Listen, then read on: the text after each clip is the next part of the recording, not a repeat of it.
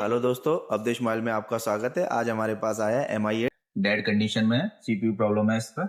हमने चेक किया है, इसका सीपीयू दिक्कत दे रहा है। हम इसका सीपीयू करते हैं और इसको कंप्लीट करते हैं। दोस्तों, हमने इसका CPU रिवॉल्व कर लिया। अब हम इसको इंस्टॉल कर रहे हैं। इसको प्रॉपर इंस्टॉल करने के बाद हम इसको चेक करेंगे। तो दोस्तों, ये फ़ोन हमने प्रॉपर कंप्लीट कर लिया। आप देख सकते हैं ये ऑन हो रहा है।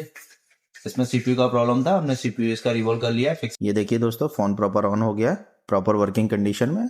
अब इसको पैक करके कस्टमर को डिलीवरी कर। दोस्तों, अगर आपका भी ऐसा ही कोई फोन हो जो डेड कंडीशन में है या फिर सीपीयू का प्रॉब्लम है, आप अवधेश मोबाइल पर आइए। यहाँ आपको 100% सॉल्यूशन विद वारंटी के साथ मिलेगा।